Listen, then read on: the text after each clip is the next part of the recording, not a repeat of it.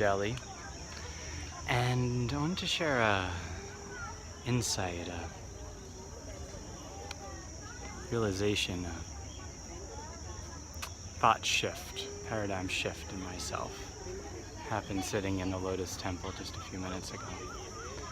Over the last 10 years, my master Saima has poured so much into me. He spent countless hours mentoring, guiding, filling me with light, and encouraging me, prompting me, guiding me forward to share, to help alleviate the suffering of humanity. And I felt this tremendous pressure that I need to do something, I need to perform, I need to create, I need to be in action in a particular way, and feeling like I had this vision, or this what was to be created is very large, and as a result felt paralyzed. Sitting there in the Lotus Flower Temple, the Lotus Temple, I just took a moment. I was breathing and feeling the spaciousness, looking up and seeing the top of the temple and all the different religious icons and symbology there. And sitting in meditation, I just began to open myself to that divine presence, soul, light, higher self, whatever you want to call it. And slowly just calm my mind, relax my body, and open myself to whatever it was that wanted to send that higher aspect to myself, that still small voice within. And as I started to feel this palpable presence, this energy taking over my body, entering into the body is who I am, this heat, this presence, this expansion, this weight, this movement of energy,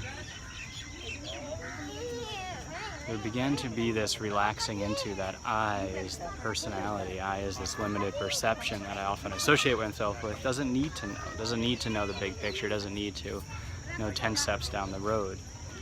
What is being called, what I felt called in that moment, was to allow the next step to unfold, and not to allow any contraction or fear to inhibit whatever that step is to be taken.